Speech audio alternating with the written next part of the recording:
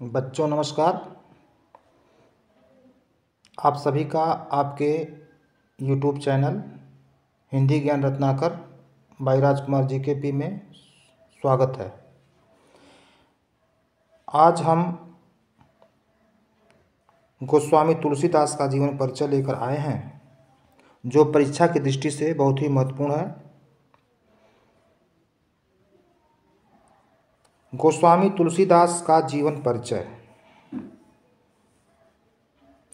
हिंदी साहित्य आकाश के चंद्र तुलसीदास का जन्म सन 1532 ईस्वी में एवं संवत 1589 विक्रमी को उत्तर प्रदेश के जिला बांदा के राजापुर नामक गांव में हुआ था। इनके पिता का नाम आत्माराम तथा मां का नाम हुलसी था। इनका विवाह दीनबंधु पाठक की सुपुत्री रत्नावली से हुआ था। अपनी पत्नी रत्नावली से अत्यधिक प्रेम के कारण तुलसी को रत्नावली की फटकार लाज न आए आपको दौरे आयहु नाथ सुननी पड़ी, जिससे इनका जीवन ही परिवर्तित हो गया। पत्नी के उपदेश से तुलसी के मन में वैराग्य उत्पन्न हो गया। इनके गुरु बाबा नरहरि दास थे। राम भक्ति के प्रति बचपन से ही झुकाव के कारण इन्होंने तुलसी को रामबोला नाम दिया। नरहरि दास ने ही इन्हें दीक्षा दिया। चित्रकूट, काशी तथा अयोध्या में इनका अधिकांश जीवन बीता। तुलसीदास का बचपन बड़े कष्टों में बीता। माता पिता दोनों चल बसे और इन्हें भीख मांगकर अपना पेट पालना पड़ा था। इसी बीच इनका परिचय राम भक्त साधुओं से हुआ और इन्हें ज्ञानार्जन का अनुपम अवसर मिल गया। तुलसी भ्रमण करते रहे और इस प्रकार समाज की तत्कालीन स्थिति से इनका सीधा संपर्क हुआ। इसी दीर्घकालीन अनुभव और अध्ययन का परिणाम तुलसी की अमूल्य कृतियां हैं, जो उस समय के भारतीय समाज के लिए तो उन्नायक सिद्ध हुई ही, आज भी जीवन को मर्यादित करने के लिए उतनी ही उपयोगी हैं। तुलसीदास द्वारा रचित ग्रंथों की संख्या 39 बताई जाती है। आचार्य रामचंद्र शुक्ल ने तुलसीदास की कुल 12 कृतियों को प्रामाणिक माना है, जो इस प्रकार है।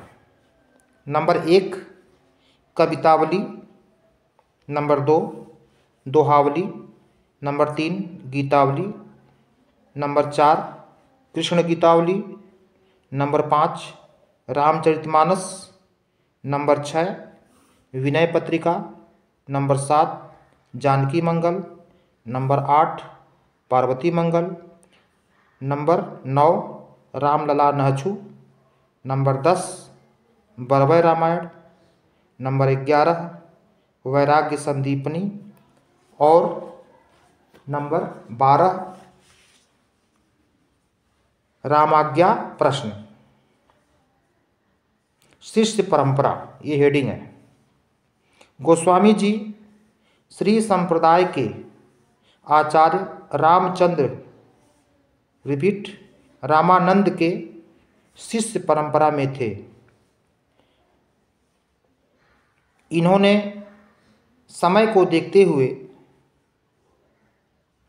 लोक भाषा अवधि में रामायण लिखा। इसमें वर्णाश्रम धर्म, अवतारवाद, साकार उपासना, सगुणवाद, गौ ब्राह्मण रक्षा के साथ ही उस समय के विधर्मी अत्याचारों और सामाजिक दोषों एवं पंथवाद की आलोचना की है। आदर्श संत कवि, आदर्श संत कवि हेडिंग है। उनका मानस महाकाव्य इतना लोकप्रिय है कि मूर्ख तथा महापंडितों तक के हाथों में आदर्श स्थान पाता है। उस समय की सारी शंकाओं का रामचरितमानस में उत्तर है। यही एक ग्रंथ है जो सांप्रदायिकता की सीमाओं को लांघकर सारे देश में व्यापक और सभी मत मतांतरों को पूर्णतया मान्य है।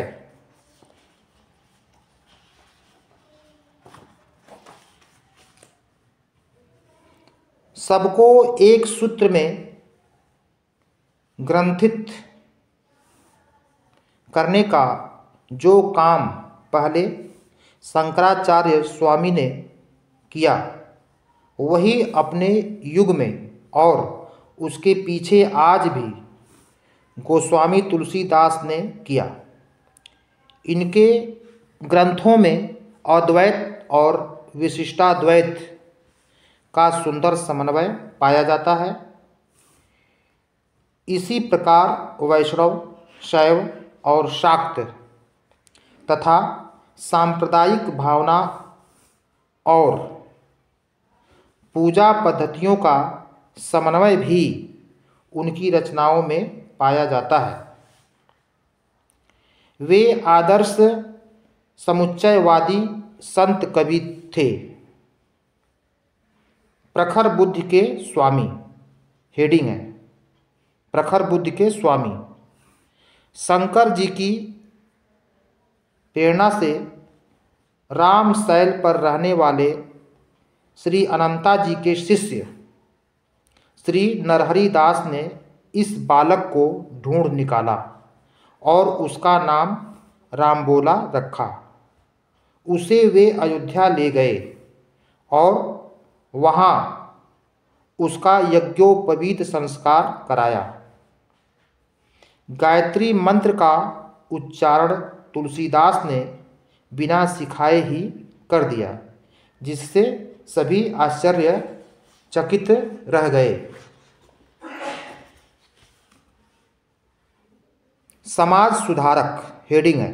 समाज सुधारक तुलसीदास हृदय से चाहते थे कि समाज में समरसता का भाव व्याप्त हो। ऊंच नीच, जाति पाति, भेदभाव, छुआछूत, द्वेष, वैमनस्य, क्रोध आदि के वे खिलाफ थे।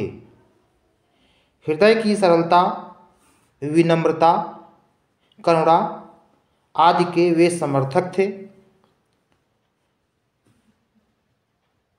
विनय पत्रिका नामक ग्रंथ उनकी सरलता और विनम्रता का शीतल प्रवाह है, जिसमें सभी भक्तजन अपने आराध्य राम की निकटता और स्नेह सिक्तता का अनुभव करते हैं। गोस्वामी तुलसीदास ने अपने ग्रंथों में सभी प्रकार के अलंकारों, चाहे वह शब्दालंकार हो, चाहे अर्थालंकार हो, सभी अलंकारों का उन्होंने अनुपम प्रयोग किया है। इनके छंदों की विविधता भी अद्वितीय है। दोहा, छंद, सोठा, कवित्त, सवैया सभी मात्रिक एवं वर्णिक छंदों का प्रयोग इनकी रचनाओं में मिलता है। जैसा कि कहा भी गया है, सूर सूर तुलसी शशि, सूर सूर तुलसी शशि, उडगन केशव दास, आज के कवि द्योतम सम, जहाँ तहाँ करत प्रकाश। तो इस प्रकार से गोस्वामी तुलसीदास जी का जीवन परिचय समाप्त होता है। आपको हमारा यह वीडियो कैसा लगा, आप कमेंट में अवश्य बताइएगा। धन्यवाद।